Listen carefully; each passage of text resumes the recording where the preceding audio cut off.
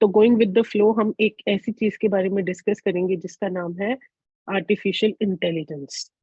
तो जब हम आर्टिफिशियल इंटेलिजेंस की बात करते हैं, आपने मेरे मीटिंग्स में काफी बार ये वर्ड सुना होगा, काफी बार ये नाम सुना होगा और इसका मतलब भी जाना होगा, लेकिन कहीं ना कहीं हमें ये नहीं पता कि इसका हमारे टॉपिक से कनेक्शन क्या होता है। यूजुअली जब भी आर्टिफिशियल इंटेलिजेंस की बात होती है तो लोग बड़े हैरान और अमेज होने के बाद ये सोचने लग जाते हैं कि okay, this was a wow factor, ऐसा हो रहा है, लेकिन उसका हमारे प्रोजेक्ट से लेना देना क्या है। तो सबसे पहली चीज, आर्टिफिशियल इंटेलिजेंस है क्या? इंटेलिजेंस ब्रेन से ही आती है, लेकिन अगर उसको हम आर्टिफिशियली प्रोड्यूस करें, मशीन्स के थ्रू प्रोड्यूस करें, एक मशीन का अपना दिमाग हो, रोबोटिक टेक्नोलॉजी हो, तो उसको हम बोलते हैं आर्टिफिशियल इंटेलिजेंस। तो क्या आप लोग या मैं, हमें क्या लगता है कि आर्टिफिशियल इंटेलिजेंस हमसे बहुत दूर है? तो ऐसा बिल्कुल भी नहीं है। हम अपनी डेली लाइफ में इतनी सारी चीजें यूज करते हैं जो एआई टेक्नोलॉजी से भरी है। फॉर एग्जाम्पल, जो आपके फोन में, एप्पल के फोन यूजर्स के पास सिरी है, एंड्रॉयड फोन यूजर्स के पास गूगल असिस्टेंट है, कई लोगों के घर में अलेक्सा डिवाइसेस है। तो वो जो सारी डिवाइसेस हैं जो आपके कहने पर काम करती है, जब आप उनसे बात करते हो वो आपके लिए वो आउटपुट ला कर देती है, वो सारी चीजें are a part of artificial intelligence. यानी कि जो आपके काम को आसान कर रही है चीज और अपनी तरफ से वो मेहनत कर रही है। तो अगर आप अलेक्सा को कोई भी गाना प्ले करने के लिए बोलोगे, वो अपने आप जाकर वो गाना ढूंढ कर प्ले करती है। So you don't have to do anything, वो अपनी इंटेलिजेंस के साथ काम करती है। जो डेली बेसिस पे हम गाड़ियां चलाते हैं, जो आजकल अच्छी टेक्नोलॉजीज के साथ, डिवाइसेस के साथ कनेक्ट होती हैं, जिनमें अपनी Alexa, for that matter MG की जितनी भी गाड़ियां हैं वो भी इस टेक्नोलॉजी के साथ आ रही है। तो ये सारी चीजें जो है वो आर्टिफिशियल इंटेलिजेंस का पार्ट है।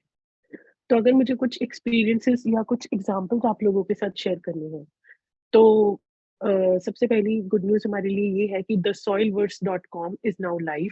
आप लोग इस वेबसाइट को एक्सेस कर सकते हैं। आप इस वेबसाइट पे जाकर कंटेंट को स्टडी कर सकते हैं और मार्केट प्लेस को एक्सप्लोर कर सकते हैं। तो आपको जब भी किसी इंफॉर्मेशन की जरूरत है, आपको सिर्फ एक लिंक टाइप करना है thesoilverse.com और उस पर जाकर आप लोग सारी डिटेल्स देख सकते हैं। यहाँ उसका रेलेवेंस ये है कि आर्टिफिशियल इंटेलिजेंस रियल लाइफ में कहाँ है। तो एलॉन मस्क ने टेस्ला का बॉट इंट्रोड्यूस किया, जिसको ओलंपस भी कहते हैं। सो this is basically a robot जो $20,000 का मिलेगा।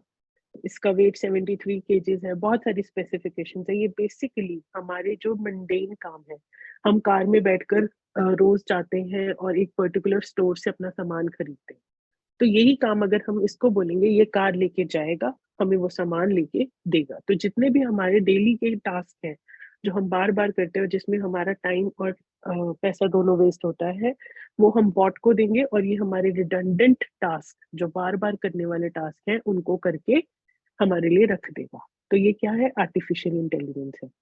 आजकल आप लोगों ने चैट जीपीटी के बारे में नहीं बहुत ज्यादा सुना होगा, और जिसने नहीं सुना है प्लीज वो भी इसको ट्राई करें। सो हम जब गूगल पे कोई भी चीज डालते हैं, किसी भी चीज का मतलब जानना चाहते हैं, वो हमें इजीली मिल जाता है। तो जो चैट जीपीटी है, ये उससे भी एडवांस एक सॉफ्टवेयर है। ये एक रोबोट है जिससे हम बात कर सकते हैं।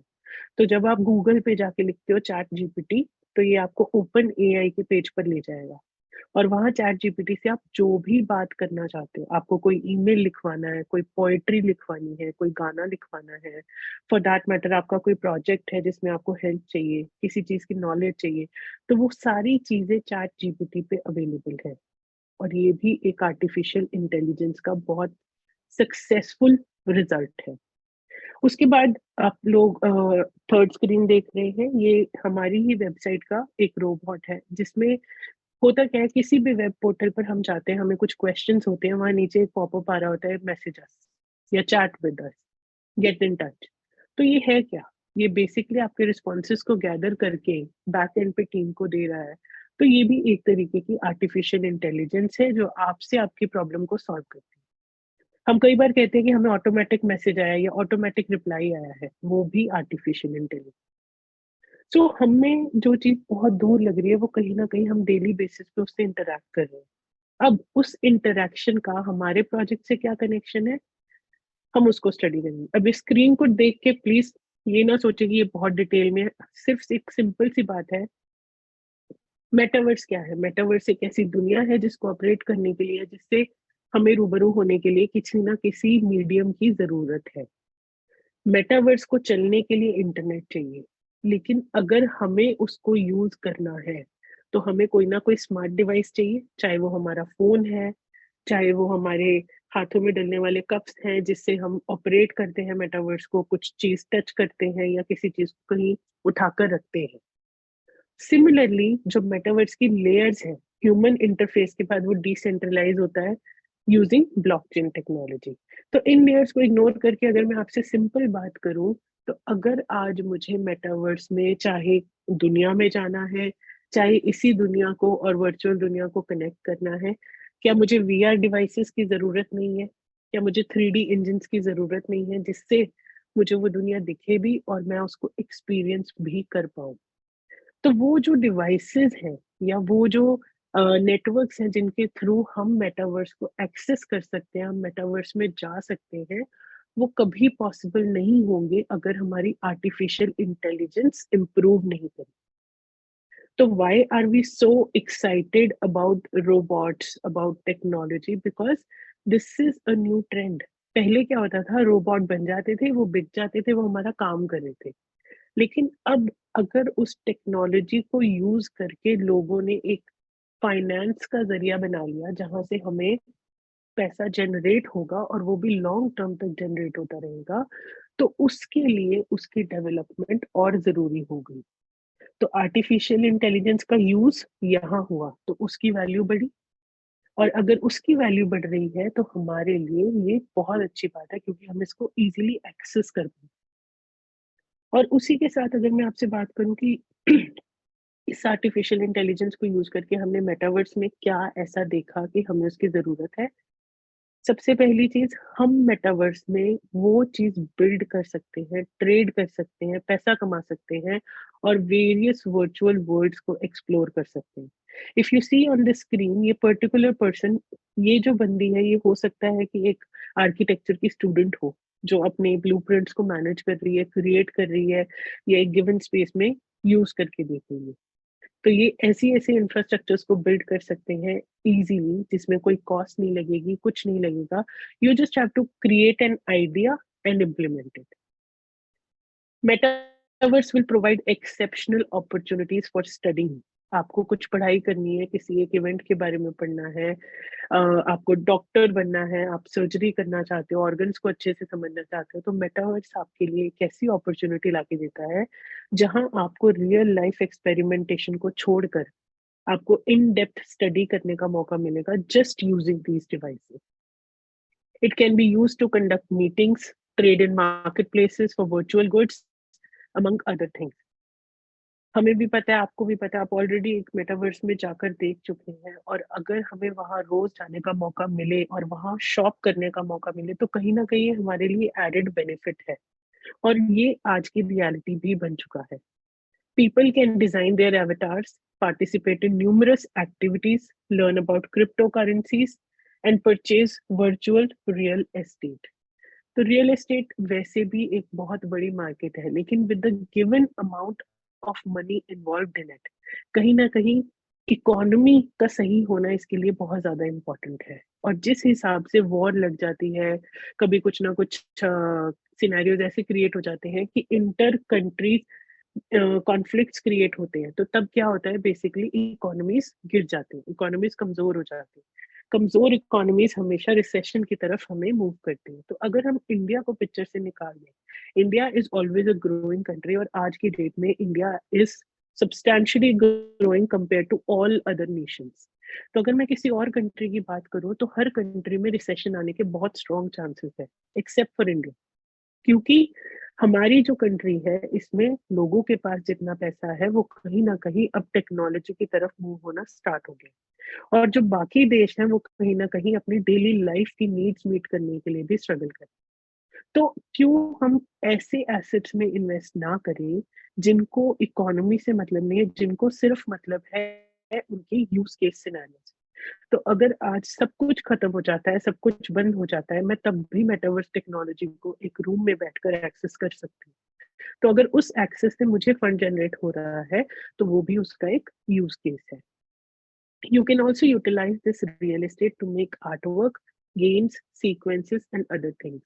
अगर आज मेरे पास एक रियल एस्टेट, एक वर्चुअल रियल एस्टेट में एक प्लॉट है, जिस पे मैं अपना घर या अपना ऑफिस या अपना शोरूम बनाना चाहती हूँ, तो उस शोरूम को मैं किसी भी तरीके से डिजाइन कर सकती हूँ, उसमें मैं कितना भी पैसा खर्च कर सकती हूँ, या हो सकता है मैं उसमें अलग-अलग टाइप की एनएफटीज को परचेज करके वहाँ एज़ अ डेकोरेशन डाल दूँ। अगर मेरे पास बहुत ज़्यादा पैसा है, तो हो सकता है कि मैंने वर्ल्ड की सबसे एक्सपेंसिव एनएफटी को खरीदा और उसको वहाँ पर डिस्प्ले किया। तो उससे क्या होगा, जितना भी क्राउड वहाँ घूम रहा है, उसको पता है कि ये एनएफटी बहुत ज़्यादा महँगी है और अगर इस पर्टिकुलर पर्सन के शोरूम में लगी है, यानी कि ये लग्ज़री शोरूम है। तो मैं अपनी मार्केटिंग किसी भी तरीके से वहाँ कर सकती हूँ। So this is how we use it. आगे देखते हैं। तो ये अ, आप लोग बहुत ज़्यादा अच्छे से अवेयर हैं कि हमें किसी भी रियल एस्टेट में जाना है तो अपना एवाटार क्रिएट करना है। एवाटार क्रिएट करने के बाद लेफ्ट साइड में ये एड्रेसेस हैं डिफरेंट डिफरेंट प्लॉट्स के, तो उन पर हमें जाके टैप करना है और हम डायरेक्टली उस एड्रेस को एक्सेस कर सकते हैं। सिमिलरली आप ये 2 पिक्चर्स में सिमिलैरिटी देख रहे होंगे कि ऑफिसेज़ जो हैं वो बड़ी-बड़ी रूम्स या बड़े लैविश की जगह बहुत स्मॉल और बहुत ही सिंपल हो चुके हैं, बिकॉज़ जो हमारी विज़न है या जो हमारी क्या कहते हैं प्रोडक्टिविटी है, वो इंस्टेड ऑफ फिज़िकल स्पेस वो हमारी मेटावर्स से आ रही है। तो जो डिज़ाइनिंग मैं कंप्यूटर पे, लैपटॉप पे या डिफरेंट डिफरेंट पेपर्स पे या बहुत सारी चीज़ें यूज़ करके कर रही थी, वो मुझे सिंपल एक गैजेट के अंदर ही मिल जा रही है। So it is saving me a lot of space, it is saving me a lot of paperwork and saving me a lot of place over there. हम बड़े-बड़े इवेंट्स करते हैं, हम एक्सपोज़ करते हैं, हम कई बार बहुत सारी सेलिब्रेशंस या लॉन्चेस करते हैं। तो जो हमेशा कंपनीज़ जो हैं, उनको एक वेट रहता है कि 1 साल बाद हमारा ये इवेंट आएगा या 2 साल बाद हम ऐसा कुछ करने वाले हैं। तो मेटावर्स के आने के बाद जब हम सब उसको कस्टम कर लेंगे, तो कहीं न कहीं ये इवेंट्स की जो फ्रीक्वेंसी है ये बढ़ जाएगी। नो डाउट जो फिज़िकल इवेंट होता है वो बहुत बेटर होता है, बहुत लार्ज स्केल पे होता है। लेकिन अगर हम साल में एक अच्छा बड़ा फिज़िकल इवेंट और 3 से 4 मेगा इवेंट्स मेटावर्स पे भी करते हैं, तो बेसिकली जो हमारी कम्युनिकेशन है या हमारे जो इवेंट्स की फ्रीक्वेंसी है वो बढ़ जाएगी। और हम इज़िली एक-दूसरे से मिल पाएँगे और ऐसा भी हो सकता है कि मेटा के किसी एक बड़े इवेंट में हम बहुत सारे स्टार्स को भी मिल पाएँ या हम इलॉन मस्क से मिल पाएँ। जो चीज़ हम रियल लाइफ़ में नहीं कर सकते बिकॉज़ ऑफ सिक्योरिटी रीज़न्स, हो सकता है कि वहाँ पर वो करनी बहुत ज़्यादा आसान हो। तो ये हमारे लिए एक प्लस पॉइंट है। अब हमने सीखा कि उसके यूज़ेज़ क्या हैं, वो कहाँ-कहाँ मेटावर्स को हम यूज़ कर रहे हैं जिसकी वज़ह से हमारा जो पैसा है उस पे लगा हुआ वर्थ है। लेकिन हमें उसकी ज़रूरत क्या है? तो फर्स्ट क्या है, इम्पॉसिबल प्रोजेक्ट्स या blueprints now made easier with metaverse. अभी आज की डेट में हम कुछ ऐसा इंजीनियरिंग मास्टरपीस बनाना चाहते हैं। आप में से जो लोग भी इंजीनियर्स हैं, उनको पता होगा कहीं न कहीं कि किसी भी चीज़ को या इंफ्रास्ट्रक्चर को बनाने के लिए उसको पहले डिज़ाइन किया जाता है। फिर देखा जाता है कि क्या वो फ़ीज़िबल डिज़ाइन है, क्या उसको सपोर्ट की ज़रूरत है या व्हाटएवर। तो उन चीज़ों पे बहुत ज़्यादा कॉस्ट लगती है जब हम उसके मटेरियल को मँगवाते हैं, ट्राई करते हैं। और सोचिए कोई इंफ्रास्ट्रक्चर या कोई बिल्डिंग बनाने के बाद अगर वो चीज़ गिर जाए तो आपकी टाइम, कॉस्ट और हर मेहनत का जो है वो इट्स ऑल व्हाइट वॉश्ड। तो इस पर्टिकुलर मेटावर्स में हम ये यूज़ कर सकते हैं कि हम किसी भी बिल्डिंग का कैसा भी डिज़ाइन उसको यूज़ करके देखें, बनाकर देखें और उससे क्या होगा, हम रियल लाइफ़ में उस चीज़ को एक्सपेरिमेंट करने के बाद ला सकते हैं। Businesses can find opportunities for virtual events. आज मुझे अपनी मार्केटिंग करनी है किसी स्पेसिफिक टारगेट वाले लोगों के ऊपर करनी है। फॉर एग्ज़ाम्पल आज मैं एक गैजेट इंट्रोड्यूस कर रही हूँ मार्केट में, कोई एक अच्छा आईपैड इंट्रोड्यूस कर रही हूँ, लेकिन उस आईपैड के लिए मुझे चाहिए कि सारे यंगस्टर्स उसको खरीदें। तो मेरे लिए ये आसान है कि मैं फिज़िकल मार्केटिंग करूँ, पैम्फलेट छापूँ, पैसा खर्च करूँ, फिर जाऊँ, या मैं मार्केट ये मेटावर्स में जाकर अपने प्लॉट पे सबसे बड़ा बैनर लगा दूँ और लोगों को वो विज़िबल हो, लोग वहाँ आ सकें और उसको देख सकें। तो मेरे लिए जो मार्केटिंग की अपॉर्च्युनिटीज़ हैं, वो बहुत बढ़ गई। Companies can advertise and sell their goods. तो सैमसंग ने जैसे ही डिसेंट्रलैंड पे अपना ऑफिस क्रिएट किया, उन्होंने सिमिलर ऑफिस यूएस में विद सेम एड्रेस क्रिएट किया। क्यों? क्योंकि कहीं ना कहीं जो क्राउड उनका मेटावर्स पे आ रहा था, उसको संभालने के लिए उनको एक स्पेशल ऑफिस क्रिएट करना पड़ा। तो this is how you can market your goods. Introduces a new media of advertising. हमारे पास नेटवर्क या टीम वर्क या क्रिएशन ऑफ प्रोसेसेस के लिए एक ईज हो गई है। क्योंकि आज की डेट में अगर मुझे मेटावर्स पे जाके कोई टीम मीटिंग करनी है या कोई प्रोसेस जनरेट करना है, मेरे को सिर्फ एक लिंक शेयर करना है and everyone will be there. तो वो अपने एवेटार्स को लेके वहां पहुंच जाएंगे फिजिकली। उसके अलावा हम जिस दुनिया में रह रहे हैं, मेटावर्स के आने से वो दुनिया चेंज कैसे होगी? सो हमारा टाइम बचेगा, हम अपनी कॉस्टिंग बचाएंगे, हम बहुत ज्यादा क्रिएटिविटी के साथ एक जीवन जी सकते हैं। We have a platform to many businesses. अगर मुझे आज गुच्ची के स्टोर में जाना है, लुई विटॉन जाना है, मुझे बैलेंसियागा जाना है, और उसके बाद हो सकता है मुझे अपने ऑफिस भी जाना है, तो अगर वो सारी चीजें एक ही जगह पर है, तो मेरे लिए वो सारे बिजनेसेस का एक ही प्लेटफॉर्म बन जाता है। मुझे कोई ज्योग्राफिकल बाउंड्री नहीं है। अगर मैं आज, फॉर एग्जाम्पल, हम एक छोटे शहर में रह रहे हैं, लेकिन मुझे वो सारी चीजें चाहिए जो बड़े शहर के लोगों को मिलती है, सारे ब्रांड्स, वो सारी बड़ी बड़ी मॉल्स या जो भी इंफ्रास्ट्रक्चर है। तो ये जो ज्योग्राफिकल बाउंड्री है जिसकी वजह से मैं एक ही जगह पे सीमित हूँ, वो खत्म हो जाएगी मेटावर्स में। मुझे कोई ज़रूरत नहीं है, मैं अगर यहाँ एक छोटे देश में भी बैठी हूँ, तो भी मैं वो चीज़ एक्सेस कर सकती हूँ। आप अगर न्यूयॉर्क में भी बैठे हैं, तो भी वही चीज़ एक्सेस कर सकते हैं। तो जो बाउंड्रीज़ हैं, वो खत्म हो जाएँगी। डिस्टेंस कम हो जाएगा, हम एक डिसेंट्रलाइज़्ड दुनिया में आर्टिफिशियल इंटेलिजेंस के यूज़र्स बन जाएँगे। हम ब्लॉकचेन बेस्ड ऑपरेशंस को यूज़ करेंगे, जो वैसे भी बहुत सिक्योर है। तो हमने अभी तक ये सीखा कि मेटावर्स क्या है, उसका आर्टिफिशियल इंटेलिजेंस से क्या लेना-देना है, मेटावर्स की हमें ज़रूरत क्या है, और जिस चीज़ पे या जिस एसेट पे हम अपना पैसा लगा रहे हैं, वो किस-किस जगह पर यूज़ होगा। नाउ क्या ये सच है? क्या हम सच में इसको यूज़ कर रहे हैं? तो इससे बढ़िया एग्ज़ाम्पल नहीं होगा, एग्ज़ाम्पल्स बहुत हैं। I have more than 1000 examples to tell you where it is being used. लेकिन अगर किसी एयरपोर्ट का टर्मिनल भी मेटावर्स पे है, तो उससे बढ़िया एग्जाम्पल नहीं है। सो बैंगलोर का airport terminal 2 is now on metaverse. So terminal 2 पे आप अपनी सारी सारी जितनी फंक्शनैलिटीज है, वो डायरेक्टली मेटावर्स के थ्रू कर सकते हैं, चाहे वो आपकी शॉपिंग है, चाहे वो आपका चेक इन है, चाहे कुछ भी है। तो basically metaverse is the new reality. We need to understand more about this technology very well. क्योंकि आज अगर एयरपोर्ट्स ने इस टेक्नोलॉजी को अडेप्ट किया है, और हमें पता भी ना हो कि हम इतना इजीली इसको यूज कैसे कर सकते हैं, and we still sit there, तो हमारे लिए ये बहुत बड़ी चैलेंज है कि हम फ्यूचर में इसको एक्सेप्ट कैसे करें। उसके अलावा हम हमारे अलावा बहुत सारे लोग हैं जो इसकी इम्पोर्टेंस को रियलाइज कर रहे हैं। तो आप लोगों ने वियर गियर, मुझे नहीं पता, बहुत सारे लोगों ने इसको ट्राई किया भी होगा, कुछ लोगों ने देखा होगा। तो ये जो डिवाइस है, ये बहुत सारे ब्रांड्स की आती है। सबसे पहले बेटा की आई, ऑक्यूलस की आई, तो बहुत सारे डिफरेंट डिफरेंट ब्रांड्स इसको इंट्रोड्यूस करते हैं, और अब एप्पल ने भी इसको रिलीज करने की डेट दे दी है। ये थोड़े दिन पहले की ही न्यूज़ है। अगर एप्पल भी ऐसी चीज़ों को रिकॉग्नाइज़ कर रहा है, क्योंकि मार्केट में आर्टिफिशियल इंटेलिजेंस आज पीक पर है, और अगर आज इस डिवाइस का इतना यूज़ है कि इतने बड़े ब्रांड ने भी इस पर्टिकुलर डिवाइस को बनाने की और रिलीज़ करने की सोची है, तो इसका मतलब हम उस टाइम में बहुत जल्द एंटर करने वाले हैं, जहाँ this will be a necessity. जैसे जब मोबाइल फ़ोन्स आए थे, तो वो एक लग्ज़री थी।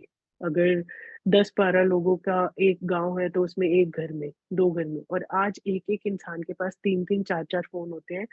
तो ये डिवाइस भी ऐसे ही होगा। आज ये लग्ज़री है, हो सकता है 3-4 घरों में 1 हो, लेकिन काफ़ी अगर हम थोड़ा आगे चल के देखें फ्यूचर में, तो this will be a necessity.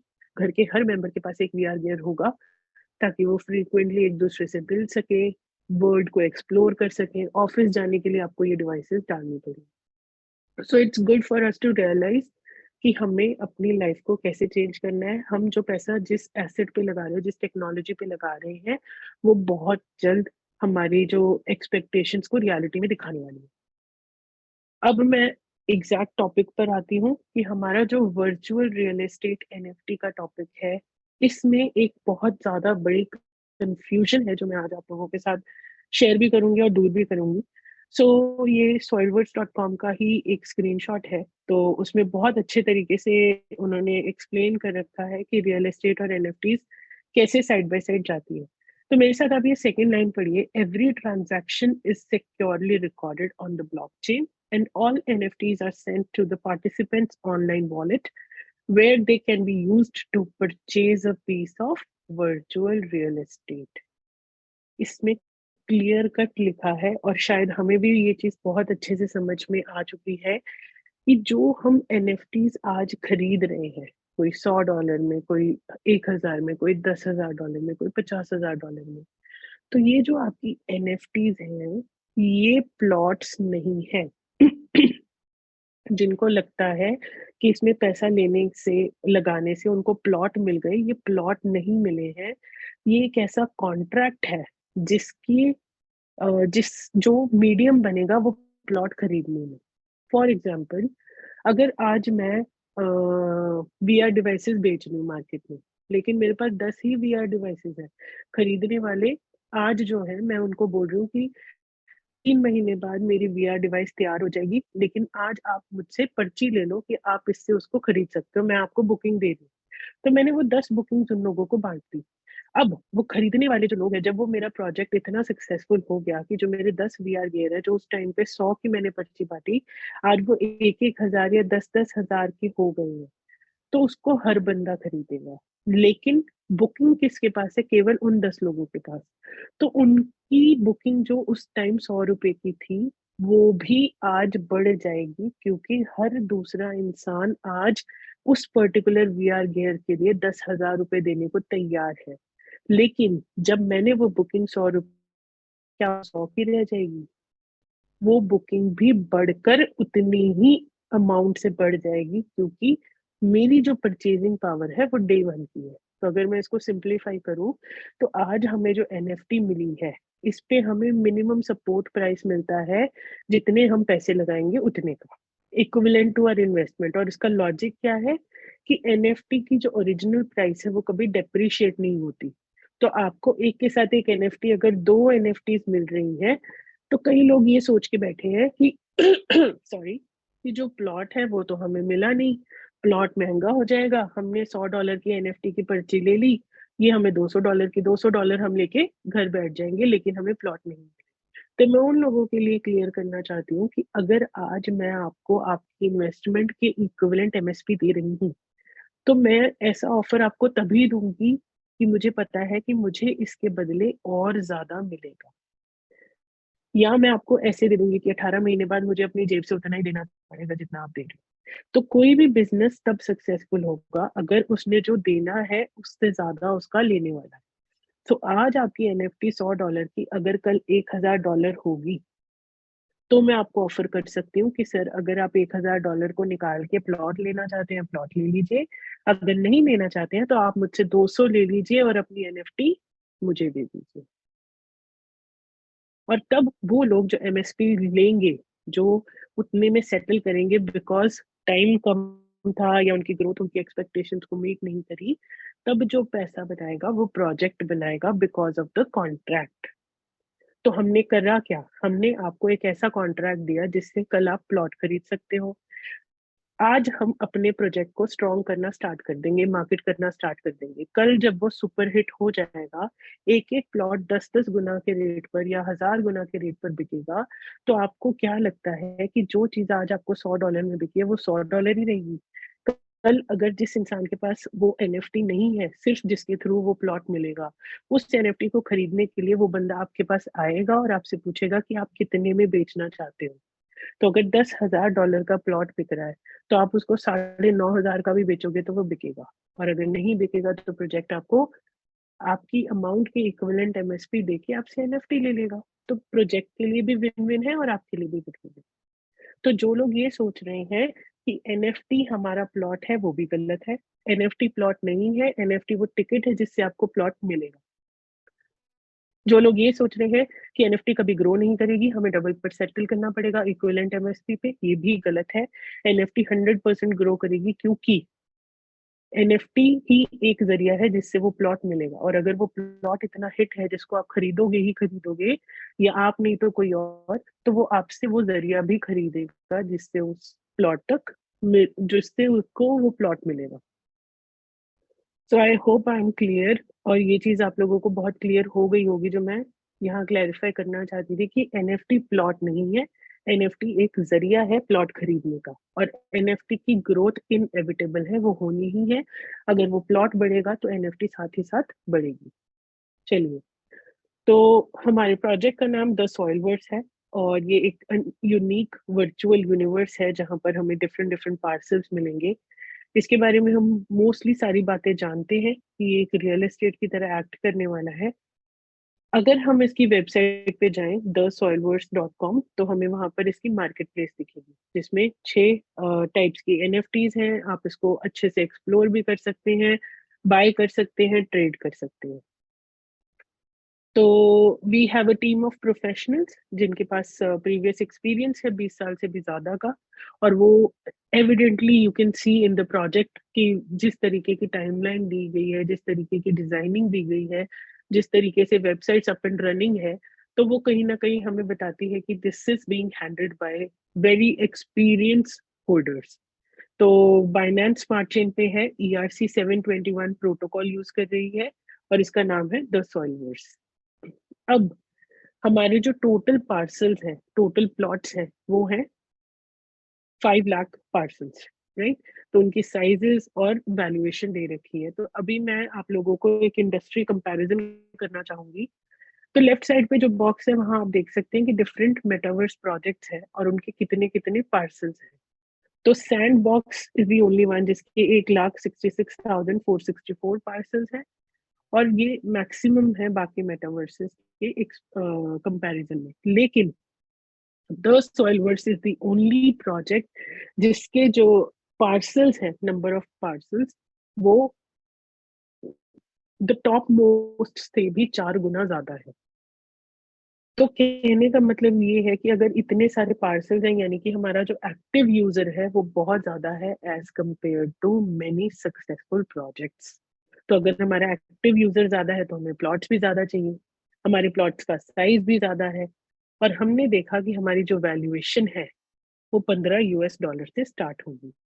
तो अगर मैं एक छोटा सा कंपैरिजन सिर्फ टीएसवी और डिसेंट्रलैंड में करूं, तो जिस डिसेंट्रलैंड के सिर्फ 90,601 पार्सल के बाद भी आज वहां पर हर ब्रांड का ऑफिस है, जिसके डेली एक्टिव यूजर्स 18,000 होने के बाद भी उसकी वैल्यूएशन जो है 250 गुना बढ़ गई।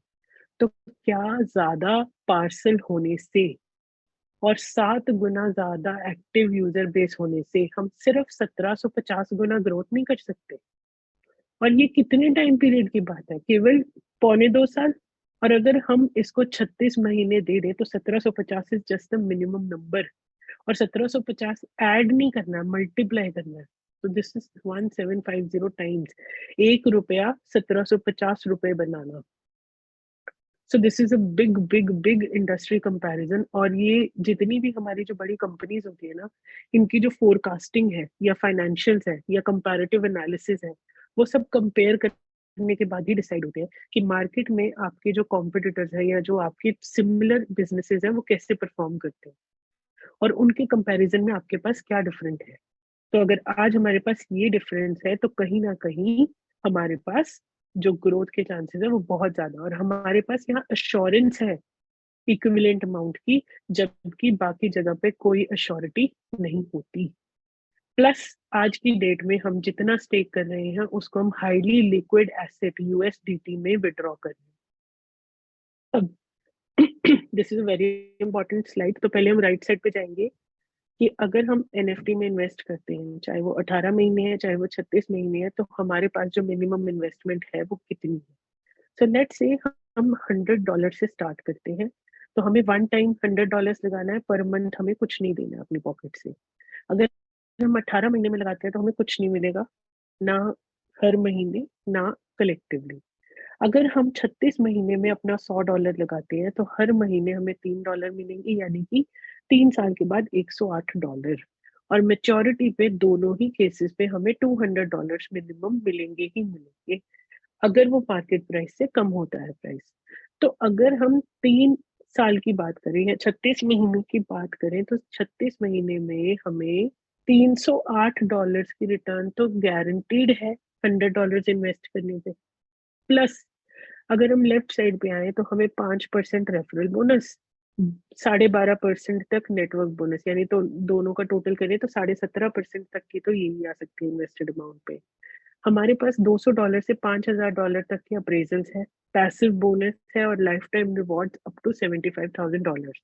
तो मैंने एक छोटा सा एग्जांपल सेट किया कि अगर हम एक एएसएम या एरिया सेल्स मैनेजर की डेजिग्नेशन पर है, हमारे नीचे कोई भी आईडी लगेगी तो हमें $9 रेफरल और नेटवर्क के आते हैं, $200 का अप्रेजल, 0.15% की पैसिव बोनस और लाइफ टाइम रिवॉर्ड्स, क्योंकि 22,400 टोटल फंड तो हम लगाते ही हैं, तो $750 की हमें लाइफ टाइम रिवॉर्ड मिलती है। तो मिनिमम 959 का तो हमारे पास यहाँ भी प्रॉफिट है। और इन सारे केस में हमारी जो अपनी इन्वेस्टमेंट है वो सिर्फ $100 है। तो अगर $100 लगाकर 12 गुना रिटर्न गारंटीड ही है सिर्फ थोड़े से एफर्ट से, तो 12 गुना तो यही है, और इसमें हमने ग्रोथ को इंक्लूड नहीं किया। अगर कल को इस पर्टिकुलर एसेट में एक नहीं, दो नहीं, 10 गुना, 20 गुना, कितने गुना भी अगर ग्रोथ आती है तो 12 गुना पे तो हम आज भी है। और यही अगर 100 की जगह $1,000 हो तो उतना ही 12 टाइम ज्यादा होगा। तो हमारा जो अपनी इन्वेस्टमेंट है उसको अच्छे से प्लान करना, उसको स्ट्रक्चर ऐसे डिजाइन करना कि वो हमें मैक्सिमम बेनिफिट दे, और एक पर्टिकुलर डेजिग्नेशन को अचीव करने से अगर हम इतना कमा सकते हैं, इतनी अर्निंग्स को सिक्योर कर सकते हैं, तो आई डोंट थिंक कि इस विन विन सिचुएशन में हम कोई और एसेट में इन्वेस्ट करना सोच सकते हैं। हमारा जो एसेट है वो इस टाइम मार्केट में एज अ फायर एक्ट कर रहा है, क्योंकि हर इंडस्ट्री उसको यूज करने के लिए क्रेजी है। इसमें हमें विन विन सिचुएशन मिल रही है, क्योंकि लॉस हमारा किसी भी एंगल से नहीं है। ये ऐसा एसेट ही नहीं है जिसमें हम लॉस में जा सके। जितनी उसकी अमाउंट हमने इन्वेस्ट करी है वो तो इंटैक्ट रहेगी ही रहेगी, प्लस हमें एमएसपी मिल रही है। प्लस अगर हम थोड़ी वर्किंग करते हैं तो हमारी मिनिमम गारंटीड इतनी इन्वेस्टमेंट तो है ही है। और ये आपको कोई इंसान नहीं देता है, ये आपका सिस्टम जनरेटेड है जो आपके वॉलेट्स में या आपके अकाउंट्स में इमीडिएट इफेक्ट के साथ लैंड कर जाएगी। तो कहने का मतलब क्या है कि एफर्ट हमारा है, कोशिश हमारी है, अंडरस्टैंडिंग हमारी है, और अगर इतनी क्लैरिटी के साथ we can explain the same thing to others, तो ये हमें बहुत ज्यादा ग्रोथ दे सकती है। आई थिंक इसी के साथ I would like to end today session. मैं इसको छोटा इसलिए रख रही हूँ ताकि जितना हमने सुना, जितना हमने आज डिस्कस किया, वो हमें समझ में आए और हम उसको जान सकें। So I'm really, really thankful to all of you for coming and giving your time. और मुझे बहुत अच्छा लगा कि एंड तक आप लोगों ने मुझे बहुत प्यार से सुना और समझने की कोशिश की, और उम्मीद करती हूँ कि जो भी हमने आज डिस्कस किया है वो आप लोगों को समझ में आया होगा। तो we will continue with all these presentations very well, very frequently. और जैसे आज थर्सडे है तो आप लोगों को कल शिवरात्रि की बहुत बहुत शुभकामनाएं, and thank you so much for being so wonderful. And इसी के साथ I think I would like to end the meeting. Thank you so much.